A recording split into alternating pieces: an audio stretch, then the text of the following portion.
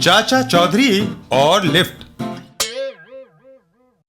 एक दिन चाचा चौधरी और साबू। चाचा जी, ये दुनिया आखिर है क्या? साबू, ये दुनिया एक गोरख धंधा है। इसमें जितना दिमाग खपाओगे उतना ही उलझ जाओगे।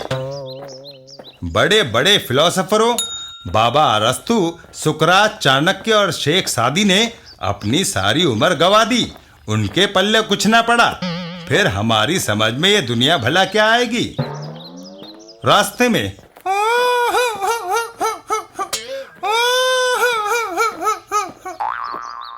क्यों भाई छटंकी दास, किसी की मौत हो गई है क्या? नहीं। तो फिर रो क्यों रहे हो? मैंने इस इमारत की छत पर पहुंचना है और लिफ्ट खराब है। तो सीढ़ियों से चले जाओ। मैं दिल का मरीज हूँ। डॉक्टर ने सीढ़ियाँ चढ़ने से मना किया है। आए, सोच में पड़ गए चाचा जी। हमने तो सुना था कि तुम्हारा दिमाग कंप्यूटर से भी तेज चलता है। अब अकल कहाँ घास चरने चली गई? चाचा चौधरी एक लकड़ी का फट्टा उठा कर लाते हैं। 1 मिनट ठहरो। तुम इस तख्ते के दूसरे सिरे पर बैठ जाओ। अरे, मुझे ऊपर पहुंचना है। बच्चों का खेल नहीं खेलना। तुम बैठो तो सही। छटंकी दास एक तरफ बैठ जाता है। लो, बैठ गया। साबू, जरा इस तरफ तख्ते पर एक पैर मार देना। साबू तख्ते पर पैर मारता है और छटंकी दास हवा में उड़ता हुआ बिल्डिंग के टॉप फ्लोर पर पहुंच जाता है। धन्यवाद।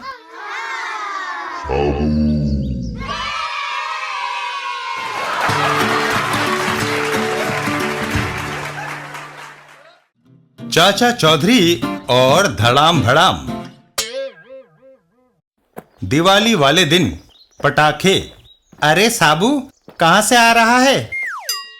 अपने को बाजारू चिटपटियों में मजा नहीं आता, इसलिए पटाखों की फैक्ट्री से स्पेशल एटम बम बनवाया है। पर अब समस्या ये है कि इसे चलाऊं कहाँ?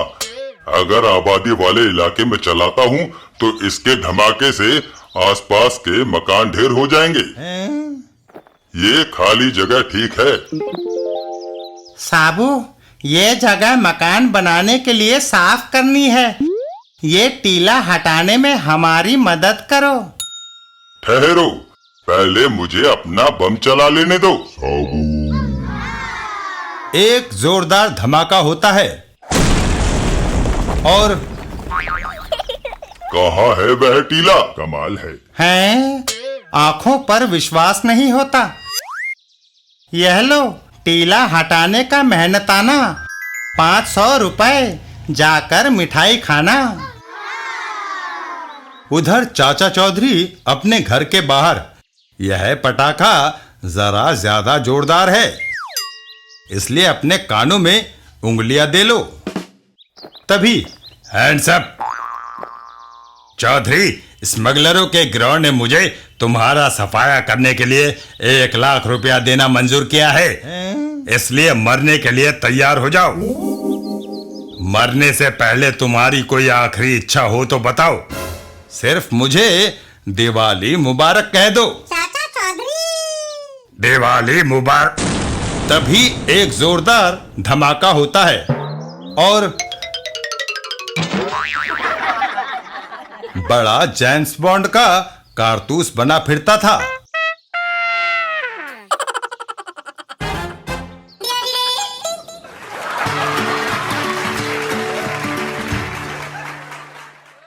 चाचा चौधरी और हाईजैक। एक दिन चाचा चौधरी के घर पर। अरे दीपू, बच्चे इन खतरनाक चीजों से नहीं खेलते। यह असली नहीं, मेरी खिलौने वाला पिस्तौल है। अरे, मैं तो डर ही गया था। लाओ, मैं इसे चलाकर देखूं। चाचा चौधरी फायर करते हैं और उसमें से एक पत्थर निकलकर चाचा चौधरी के सिर पर लगता है। ओहो, ये तो चलाने वाले पर ही वार करती है।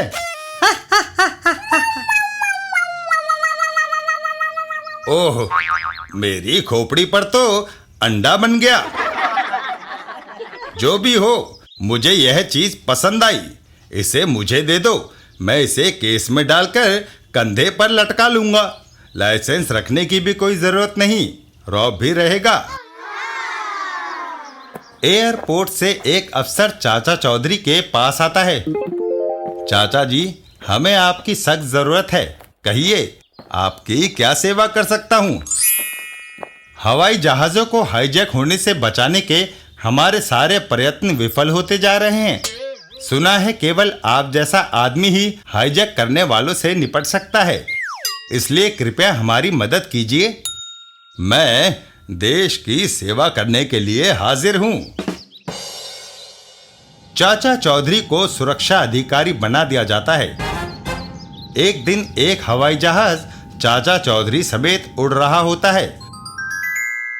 चाचा चौधरी आराम से अंदर अन्य यात्रियों के साथ बैठे हैं। चलो, सुरक्षा अधिकारी बनने से एक फायदा तो हुआ कि मुफ्त में हवाई जहाज में उड़कर सारे संसार की सैर करते रहो।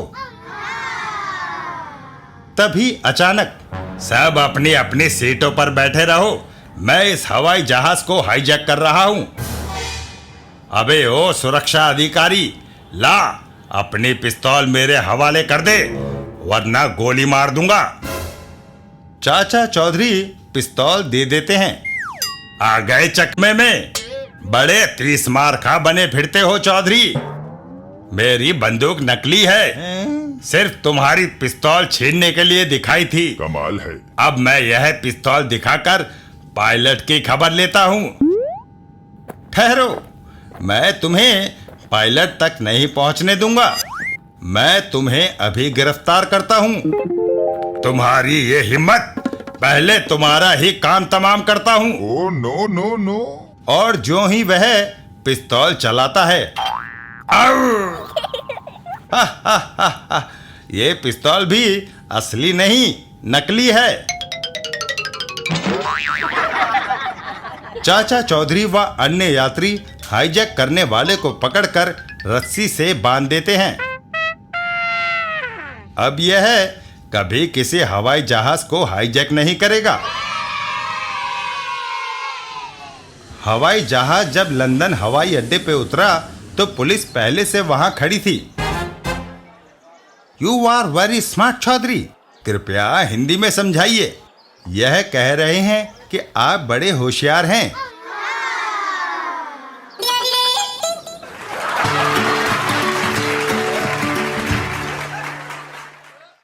चाचा चौधरी और आग का रहस्य। एक रात को अलीपुर गांव में, अरे, आसमान में वह चमकती हुई क्या चीज है? वह चमकदार वस्तु झोपड़ियों पर आकर गिरी और सारी झोपड़ियां आग की लपटों से घिर गई। आग! भागो! आसमान से आवाज आई, गांव वासियों, अभी कुछ झोपड़ियों में आग लगी है, पैसे और जेवर यहीं रख दो, नहीं तो सारा गांव जला देंगे। और सबने पैसे और जेवर निकालकर रख दिए। रात को चलते चलते चाचा चौधरी और साबू रास्ता भटक गए। साबू, आगे कुछ आग जलती हुई दिखाई दे रही है। आगे मत जाना, वहां आसमान से आग बरस रही है। आग? आसमान से? जरूर दाल में कुछ काला है। चाचा चौधरी का दिमाग कंप्यूटर से भी तेज चलता है। साबू, आओ देखें क्या माजरा है। उधर रोपड़, हाँ चौपड़, अब सारा माल अपना है। तभी ओह! दूसरा बदमाश भागने लगा तो साबू ने उसे घेर लिया। भागकर कहाँ जाते हो?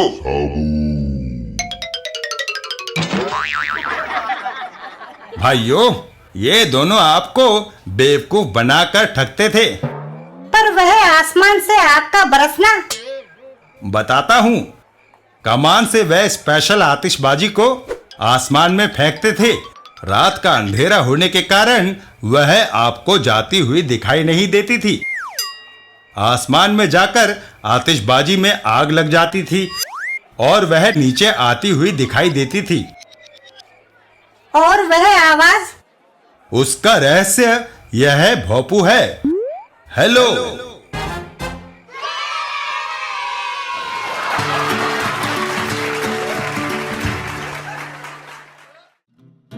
चाचा चौधरी और गुलाम।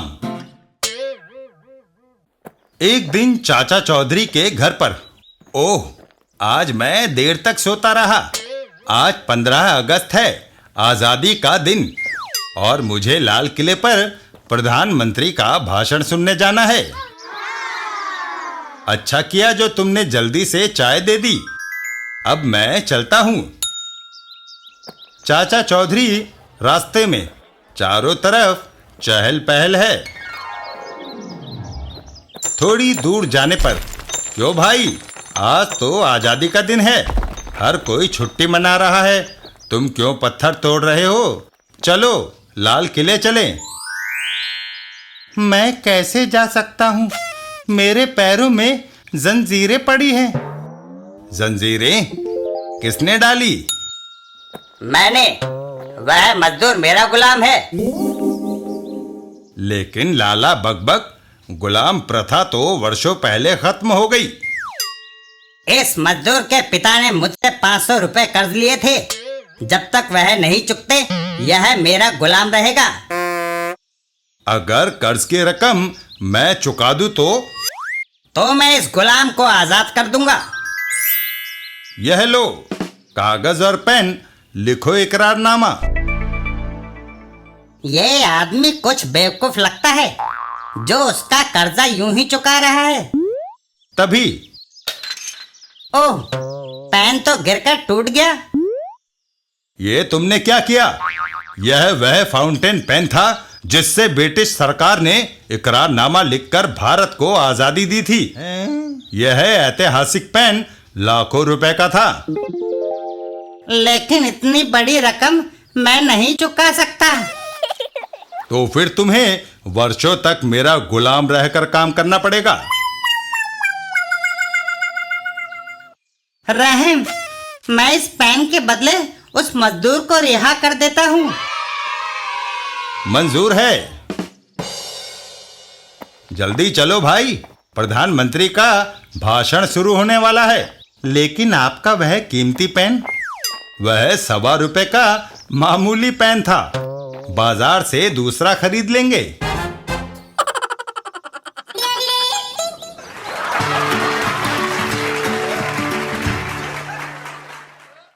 चाचा चौधरी और दो रावण।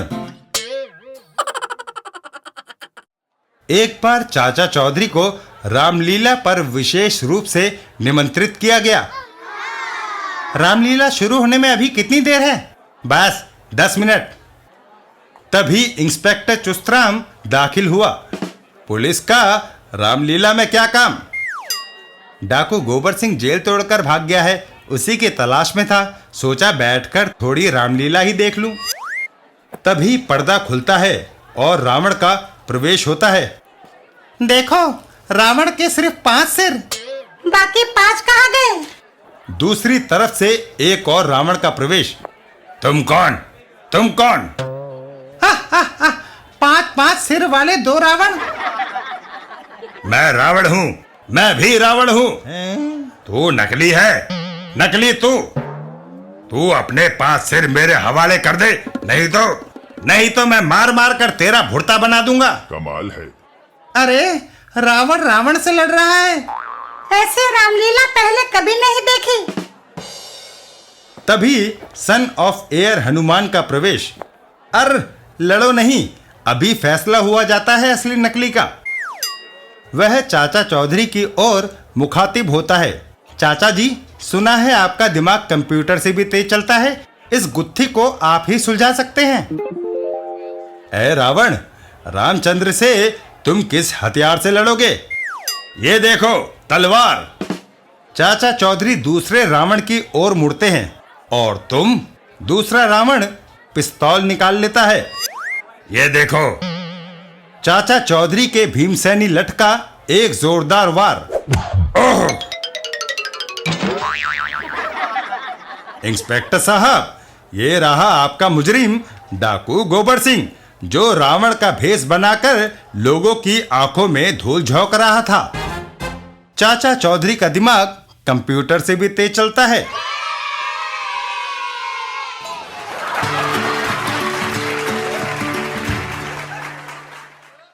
चाचा चौधरी और वह फुटबॉल। एक दिन रास्ते में, पटको, क्या तुझे फुटबॉल खेलने का शौक चल रहा है?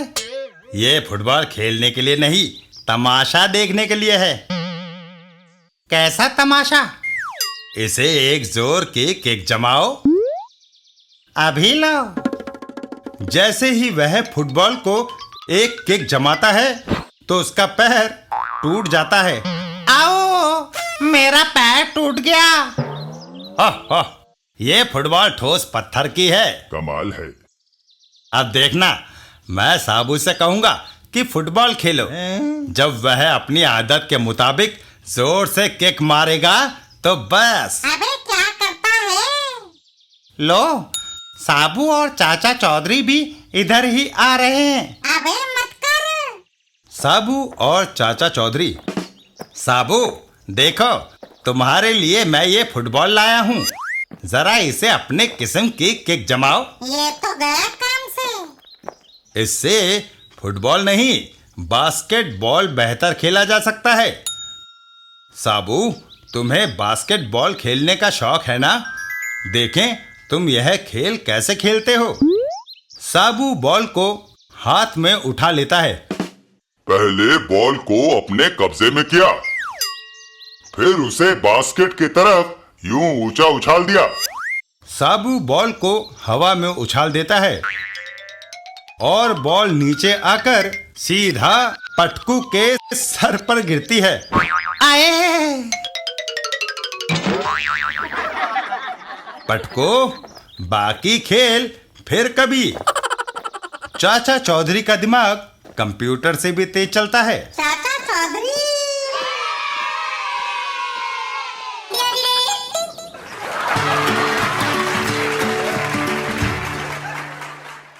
चाचा चौधरी और साबू का हथौड़ा। एक दिन चाचा चौधरी के घर पर। वाह चाची, आज कॉफी बढ़िया बनी है। साबू, ज्यादा बातें न बना। पहाड़ी से पत्थर लाकर घर के आगे वाली सड़क बना दे। पर पहाड़ से पत्थर तोड़ने के लिए एक बड़ा हथौड़ा चाहिए। वह मैं ले आया हूँ। क्या तुम इससे उठा पाओगे? चाची, यूं कहो कि इस हथौड़े को सिर्फ मैं ही उठा पाऊंगा। चाचा चौधरी और साबू वहां से चल देते हैं। शहर के बाहर पहाड़ है, वहां पत्थर तोड़कर इकट्ठे कर देना, ट्रक में लाद लाएंगे। वहां से थोड़ी दूरी पर इस इमारत पर झंडा फहराने के लिए ये पाइप लगाना है, पर ये थम ही नहीं रहा। अरे साबू, इस पाइप को हथौड़े से ठोक दे, यह थम जाएगा। नेताजी, इसे ठोकने की बजाय रस्सियों से बांधो तो ज्यादा अच्छा रहेगा। अरे रस्सियाँ कहाँ ढूंढता फिरूं? साबू, इसे ठोक दे तो यह पाइप आंधी तूफान में हिलेगा भी नहीं। नेताजी, आप नहीं मानते तो लो, एक हाथ मार देता हूँ। साबू हथौड़े का वार करता है और वो पोल छत में छेद करता हुआ पूरी बिल्डिंग के आर पार निकल जाता है। आए, आओ साबू, आगे बढ़ें। थोड़ा आगे जाने पर। अरे साबू, एक उपकार का काम कर दे, अपने हथौड़े से इस बिजली के खंबे को ठोक दे। अरे, यह तो इलेक्ट्रिसिटी बोर्ड के इंजीनियर साहब हैं। इंजीनियर साहब, पहले झंडा लगाने के लिए छत पर एक पाइप ठोका था जो छत से आर पार होकर नीचे कमरे में चला गया। कहीं यहाँ भी फायदे की जगह नुकसान ना हो जाए। यहाँ तो कोई कमरा नहीं है। इस खंबे को तो हमने जमीन पर ही गाड़ना है। अच्छी बात है साबू, जरा एक हाथ मार देना। साबू हथौड़े को हवा में उठाता है जय बजरंग बली। और एक जोरदार वार। हैं? खंबा कहाँ गया? जमीन के अंदर धंस गया। तभी जमीन से फुहार छूट उठती है। पेट्रोलियम! चाचा जी, हमने तेल खोज निकाला। चाचा चौधरी और साबू आगे बढ़ जाते हैं। चलो अब आगे बढ़ें। वह पहाड़ आ गया जहां से हमें पत्थर तोड़ना है। अरे भाई, पहाड़ से नीचे आ जाओ, हमें पत्थर तोड़ना है। मैं नीचे नहीं उतरूंगा। तुम्हें पत्थर तोड़ना है, तोड़ लो। ठीक है। साबू एक वार करता है और वो युवक पहाड़ के टूटे टुकड़े के साथ उछल जाता है। हे गंगा मैया, मेरा बिछड़ा बेटा मिला दो। और सीधा जाकर पानी में गिरता है। बेटा तुम? साबू, मैं तुम्हारी शुक्रगुजार हूँ। तुमने मेरा खोया बेटा मिलवा दिया। यह नाराज होकर घर से भाग गया था।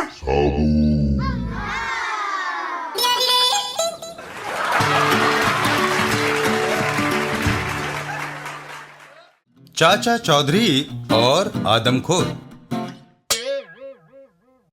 एक बार चाचा चौधरी घूमने के लिए अफ्रीका गए। कुछ दूर जाने पर अरे टेंगो मास्टर नजर नहीं आ रहा। मैं यहाँ हूँ चाचा जी। अरे भाई जिराफ, जरा धीरे भागो, कहीं मैं गिर ना जाऊं। ये देखकर साबू हंस पड़ता है। हा हा हा, चलो अच्छा हुआ, टिंगो मास्टर को एक खिलौना मिल गया। थोड़ी दूर जाने पर अजनबी नीचे उतरो और ये फूलों का हार स्वीकार करो। तुमने मेरा जो स्वागत किया है और खातिर की, उससे मैं बहुत खुश हूँ। अब बताओ, तुम मुझे ले कहाँ जा रहे हो? बलि चढ़ाने। बलि? नहीं, मुझे जाने दो। मुझे तुम्हारा ये आदर सम्मान नहीं चाहिए। जंगली उसे सर पे उठा लेते हैं। बचाओ! अब तुम बचकर नहीं जा सकते। टिंगू मास्टर को बलि के लिए हाथ पैर बांधकर डाल दिया जाता है। मरने के लिए तैयार हो जाओ। तभी पीछे से हाय! बाकी जंगली चाचा चौधरी की ओर लपकते हैं। इसको भी पकड़ लो, इसका मांस खाएंगे। चाचा चौधरी के भीमसेनी लठ का एक जबरदस्त वार और जंगली धराशायी हो जाते हैं। इधर साबू, ठहरो, मैं तुमको अभी मजा चखाता हूँ। भागो दैत्य! चाचा चौधरी और टिंगू मास्टर। टिंगू मास्टर उठो। क्या मैं जिंदा हूँ? चाचा जी, अब हम किधर जाएंगे? साबू, हम अफ्रीका काफी घूम लिए। अब हम अपने देश वापस जाएंगे। लगता है इनको चाची की याद आ रही है। और चाचा चौधरी भारत को रवाना हो गए।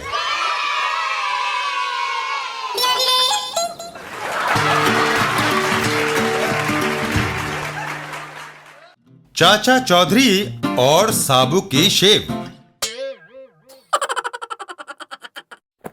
नाई बेरमल को जाता देख डाकू गोबर सिंह ने रोक लिया। कहो बेरमल, कहाँ जा रहे हो? साबू ने शेव के लिए बुलाया है। एक शेव के पूरे 5 रुपए देगा। ये लो, मैं 10 रुपए देता हूँ। शेव करते समय साबू का चेहरा इतना जख्मी कर दे कि महीना भर वह अस्पताल में मरहम पट्टी कराता रहे। ठीक है। वो दोनों चाचा चौधरी के घर की तरफ चल देते हैं। चलो मैं भी जरा तमाशा देखूं। चाचा चौधरी के घर पर। साबू, आज मेरे नाक पर खुजली हो रही है, लगता है कोई मुसीबत आ रही है। चाचा जी, आप फिक्र ना करो, सिर्फ बेरमल ने आना है, वह मच्छर मेरा क्या नुकसान करेगा। यह सुनकर चाचा चौधरी घर से बाहर चल देते हैं। ठीक है, तो फिर मैं चला। मुझे खुफिया पुलिस के डायरेक्टर ने परामर्श के लिए बुलवाया है। थोड़ी देर बाद। अरे बेरमल, तू आ गया, चल जल्दी से शेव बना। अभी लो। लो, साबुन तो मला गया, अब इसे रखकर दूसरा सामान लाऊं। डाकू गोबर सिंह। लो, समझ गए ना? अरे ये छैनी और हथौड़ा। साबू, तुम्हारी दाढ़ी के बाल बहुत कड़े हैं, उस तरह से नहीं कटेंगे। अबे क्या करता है? बेरमल ने हथौड़ी का एक भरपूर हाथ छैनी पर मारा तो साबू चिल्ला उठा। ओहो, ये तो गया काम से। हथौड़ी और छैनी सीधा आकर डाकू गोबर सिंह के सर पर गिरी और नाई बेरमल सीधा जाकर शेविंग क्रीम से भरे ब्रश के अंदर जा गिरा। साबू ने उसे अपने हाथ में दबोच लिया। तुमने इतनी जोर की हथौड़ी क्यों मारी? माफ कर दो, मुझे डाकू गोबर सिंह ने कहा था। डाकू गोबर सिंह। बाप रे, भागो।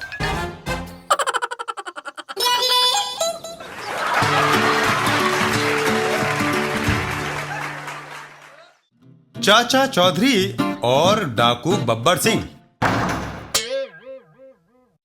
डाकू बब्बर सिंह अपने गिरोह के साथ जा रहा है।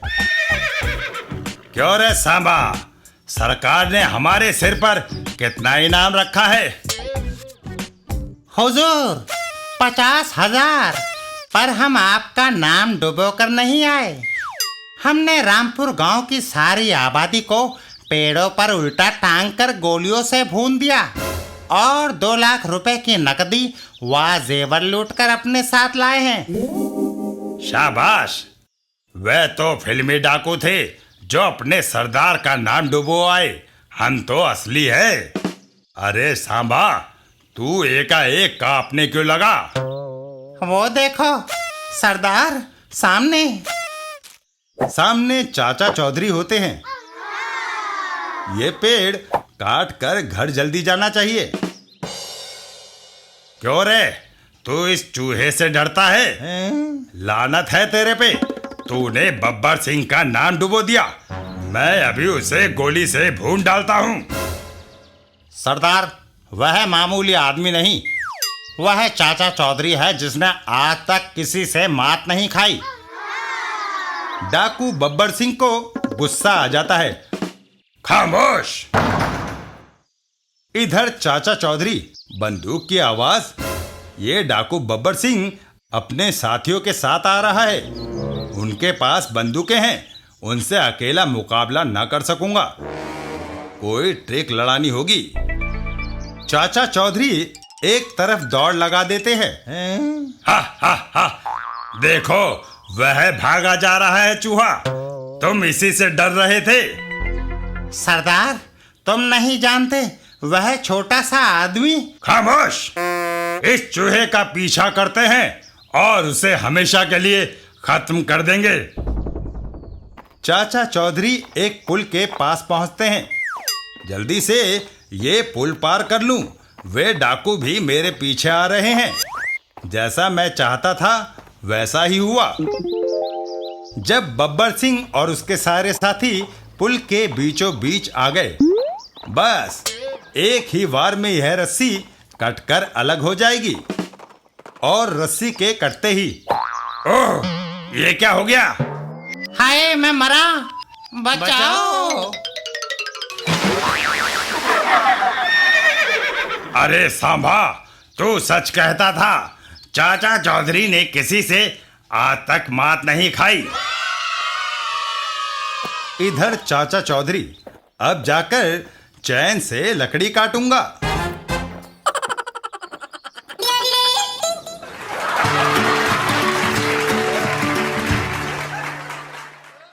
चाचा चौधरी और स्कूटर की सैर। एक दिन साबू, चाचा चौधरी और टिंगू मास्टर स्कूटर पर सैर करने निकले। ऐसा खेल पहले कभी नहीं देखा। सुना है स्कूटर फैक्ट्री ने इसमें स्पेशल पुर्जे लगाए हैं।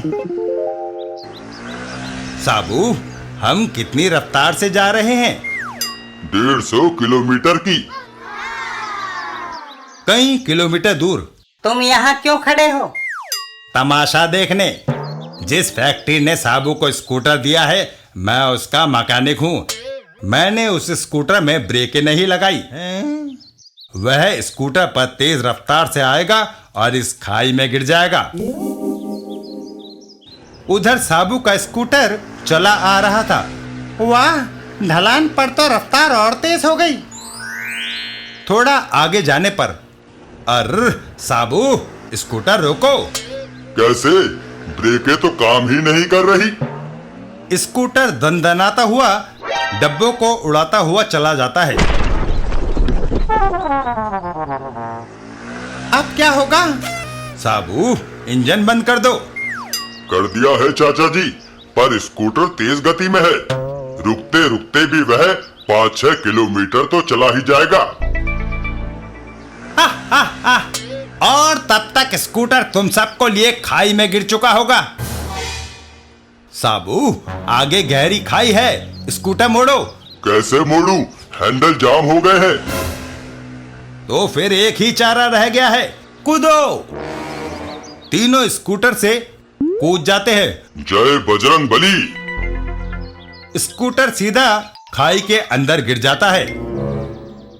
हाय, मर गया। और साबू उस मैकेनिक के ऊपर। बचाओ।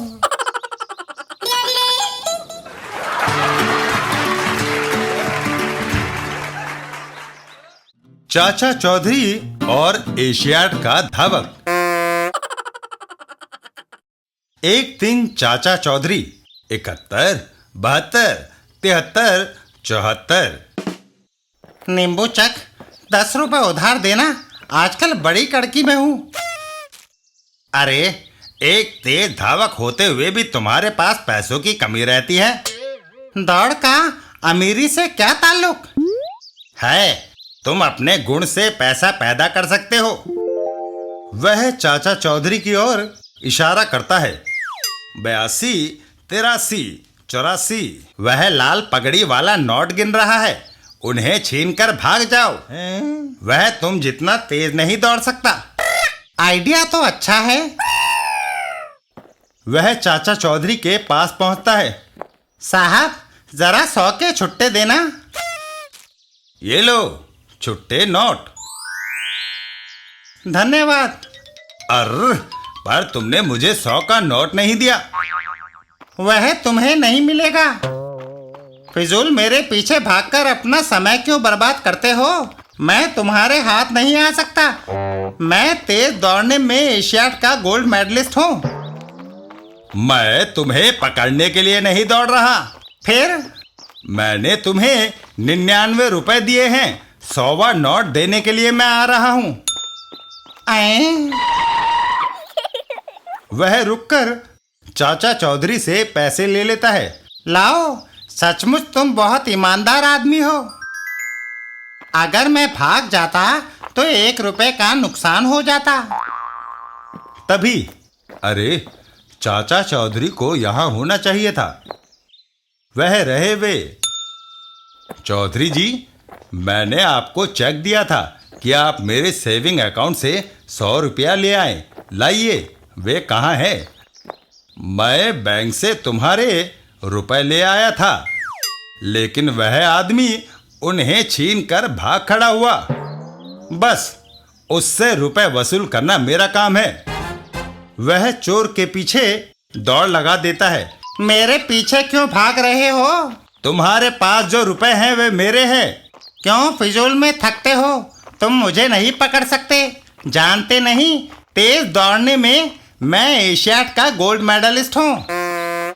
यह तुम्हें पकड़ लेगा, क्योंकि यह ओलंपिक्स का गोल्ड मेडलिस्ट धावक है।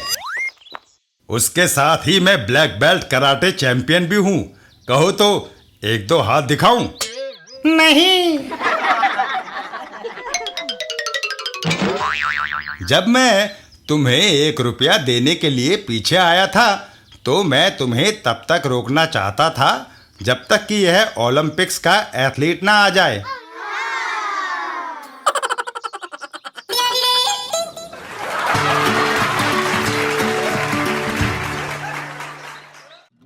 चाचा चौधरी और बदला।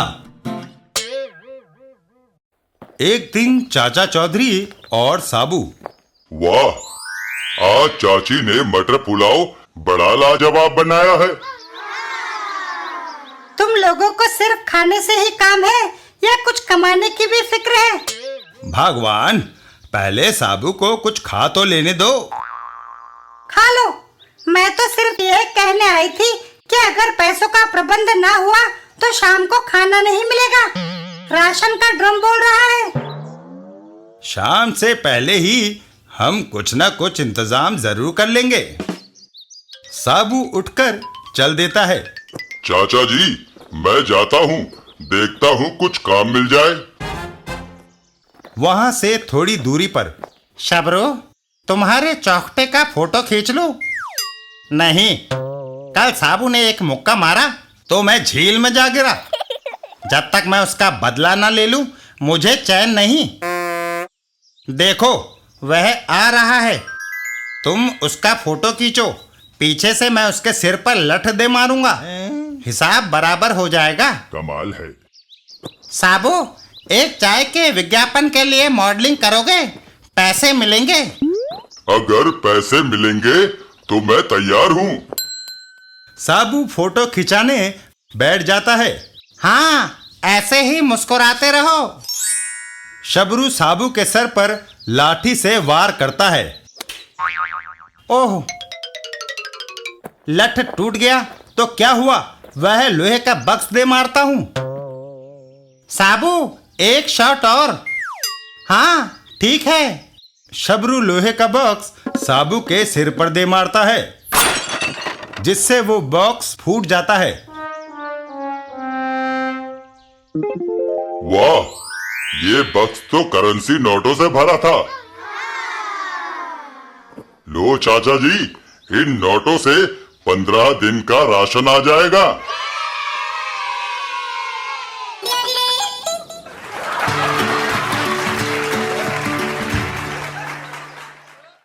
चाचा चौधरी और मास्टर रिंगो। एक दिन चाचा चौधरी और साबू। चाचा जी, दुनिया में भिन्न भिन्न किस्म के लोग क्यों हैं? कोई काला है, कोई गोरा, कोई ठिगना, कोई लंबा, कोई कांटे की तरह दुबला है, तो कोई ढोल की तरह मोटा। संसार में सभी क्यों नहीं एक जैसे हो जाते? साबू, ये कुदरत का खेल है। आदमी पर उसकी जाति और प्रदेश का बड़ा असर पड़ता है, और कुदरत ने जिसे जैसा बनाया है वह उसी तरह अच्छा है। अरे, भाषण ही देते रहोगे या मेरी तरफ भी ध्यान दोगे? मैं रिंगो हूँ। अपने कद के कारण बहुत शर्मिंदा हूँ। क्यों? मैं शायद दुनिया का सबसे छोटा आदमी हूँ। लोगों ने बताया है कि सिर्फ आप ही मेरा कद लंबा कर सकते हैं। पर ठिगनेपन में क्या बुराई है? तुम्हें कपड़ों पर कम खर्च करना पड़ेगा। मगर मेरी शादी नहीं हो रही। इतने छोटे कद की लड़की दुनिया में कहाँ होगी? ठीक है, मैं अंदर से लोहे की पत्तियां लाता हूँ। तुम्हारे पैर जमीन पर फिक्स कर दिए जाएंगे। फिर साबू तुम्हें खींचकर लंबा कर देगा। लो, मैंने पेच कस दिए हैं। साबू, बाकी काम तुम्हारा है। साबू मास्टर रिंगो को पकड़ लेता है।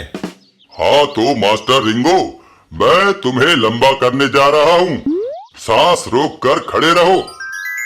साबू एक झटके से हाथ ऊपर उठाता है और परिणाम स्वरूप खुश, अब तो तुम्हारा सिर साबू से भी 1 फुट ऊपर निकल गया। मैं फिर कवारा रह जाऊंगा। शादी के लिए इतनी लंबी लड़की कहाँ से मिलेगी? लोग किसी भी हाल में खुश नहीं।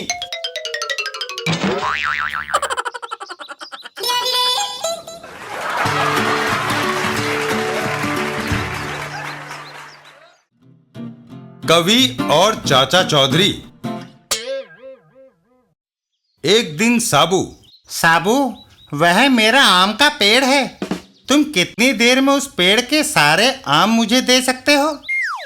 1 मिनट में। साबू आगे बढ़कर पेड़ को उखाड़ लेता है। लीजिए। ओह, तुमने मेरा पेड़ जड़ से उखाड़ दिया। मैंने सोचा एक एक आम तोड़ने से घंटों लग जाएंगे, इस तरह सारे आम एक साथ आपके पास आ जाएंगे। कमाल है। चले जाओ। साबू वहां से चल देता है। क्या जमाना आ गया है, भलाई करो बुराई मिलती है। तभी बारिश शुरू हो जाती है। ओह, बारिश शुरू हो गई। जब तक बारिश नहीं रुकती यह आश्रय ठीक है। इधर चाचा चौधरी अपने घर में। वाह, बाहर बारिश ने क्या समा बांधा है। चाचा चौधरी, मैंने बरसात पर एक कविता लिखी है, अंदर आकर सुनाऊं? अगर तुम इस खिड़की से अंदर आ सकते हो तो आ जाओ। वह कवि चाचा चौधरी के दरवाजे की ओर बढ़ जाता है। चाचा चौधरी भी लोगों को चक्कर में डालता रहता है। जब दरवाजा है तो फिर चोरों की तरह खिड़की से कूदकर अंदर क्यों घुसे? दरवाजे के सामने। ओह, अबे बच गए। इसीलिए तो मैंने तुम्हें खिड़की के रास्ते अंदर आने को कहा था। मेरे दरवाजे के आगे खुला मेन होल है। हाय।